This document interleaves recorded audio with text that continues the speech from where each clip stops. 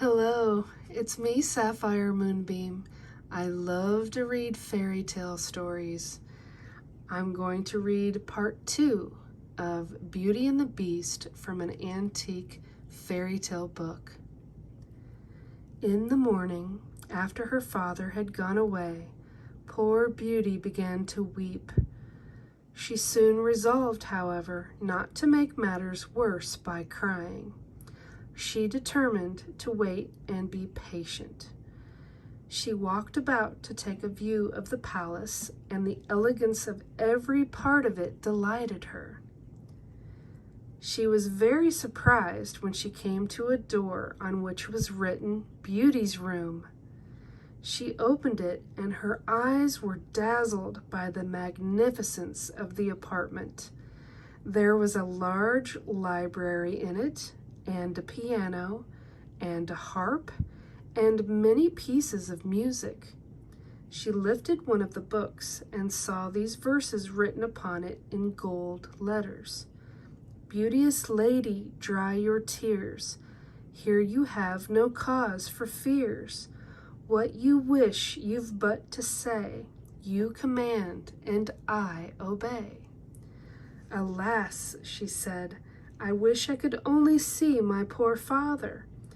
Just then she caught sight of a looking-glass near her, and in it she saw a picture of her home, and her father riding mournfully up to the door, and her sisters coming out to meet him. In a short time, all of this picture disappeared. At noon she found dinner ready for her, and a sweet concert of music played all the time she was eating, without seeing anyone. But at supper time she heard the beast coming, and could not help but tremble with fear. "Beauty," said he, "you will give me leave to see you sup?" "That is as you please," answered she. "Not at all," said the beast. "You command here. But tell me, Beauty, do you not think me very ugly?" "Why, yes," said she, "for I cannot tell a lie. But I think you are very good." "Am I?" replied the beast sadly. "Besides being ugly, I am also very stupid." "Very stupid people," said Beauty, "never think themselves stupid, and you are so kind," added Beauty earnestly. "I almost forgot you are so ugly." "Ah, yes," answered the beast with a sigh. "I hope I am good-tempered, but still I am only a monster." "There is many a monster who has the shape of a man," replied Beauty. "It is better to have a good heart and be the shape of a monster." Altogether the beast seemed so gentle and so unhappy that Beauty felt her fear of him gradually vanish. At last, however, the beast rose to depart, and he frightened her more than ever by saying abruptly, "Beauty, will you marry me?" Now Beauty would only speak the exact truth, so she answered him in a firm voice, "No, beast." He did not grow angry at her refusal. He only gave a great sigh and left the room. Beauty lived in the palace pleasantly for 3 months. The beast came to see her every night at supper time, and though what he said was not very clever, she saw in him every day something new to admire. The only thing that vexed her was that every night before he went away, he asked her if she would marry him, and seemed much grieved at her always answering no. After a while, he asked her at least to promise that she would never leave him. Now Beauty would have agreed to this. She was so sorry for him, but she had seen that very day in her magic glass that her father was dying of grief for her sake. Her sisters were married, her brothers had gone to the wars, and her father was left all alone. "Alas," she said, I long so much to see my father, that if you do not give me leave to visit him, it will break my heart." "I would rather mine were broken, Beauty," answered the beast, and he gave her leave on her promise to return in a week. "You will find yourself tomorrow morning at your father's house, but do not forget your promise. When you wish to return, you have only to put your ring on a table when you go to bed. Goodbye, Beauty."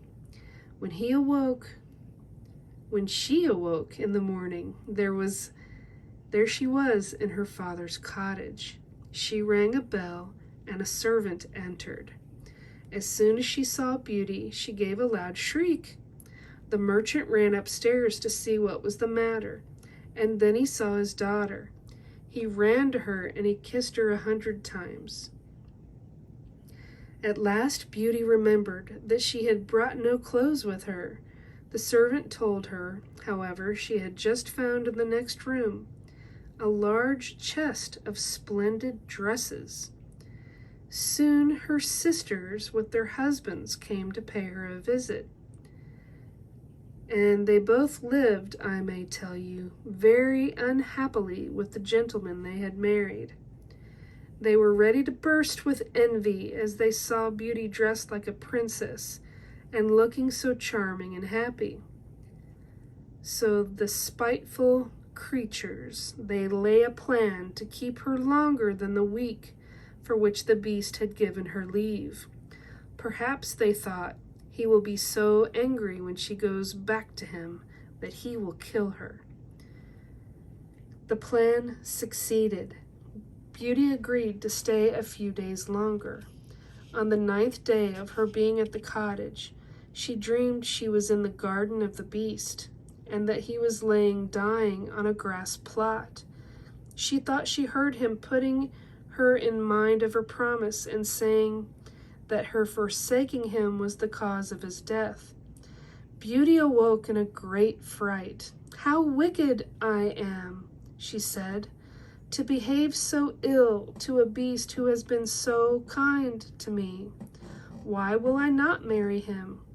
I should be happier with him than my sisters are with their husbands. He shall not suffer any longer on my account." She put her ring on the table and went back to bed again and soon fell asleep. In the morning she was delighted to find herself in the palace of the beast. The day passed very slowly. At last the clock struck 9, but the beast did not come. What a fright Beauty was in then! She ran from room to room, calling out, "Beast, dear beast!" But there was no answer.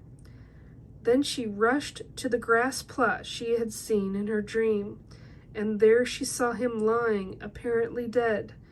Forgetting all of his ugliness, she threw herself down beside him, and finding his heart still beating, she fetched some water and sprinkled it over him, weeping and sobbing the entire time. The beast opened his eyes. "You forgot your promise," he said in a faint voice, "but I shall die happy because I have seen your face once more."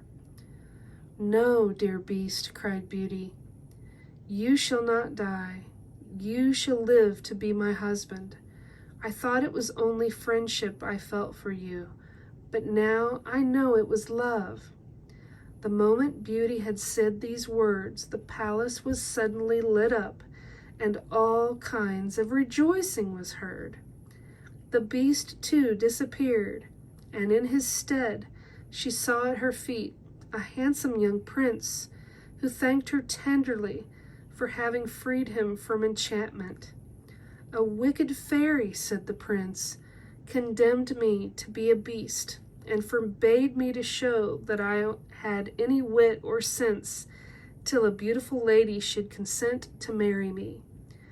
You alone, dearest Beauty, judged me neither by my looks nor by my talents, but by my heart alone. Take it then, and all I have besides, for is all of yours." Beauty, so full of surprise, but very happy, allowed the prince to lead her to the palace, where she found her father, her brothers and sisters, who had been brought there by the fairy. Beauty, said the fairy, you now have your reward, for it is not a true heart better than good looks or clever brains. As for you, and she turned to the two older sisters, I have no worse punishment for you than to see your sister happy. You shall stand as statues at her palace door, and when you repent all of your faults, you shall become women again.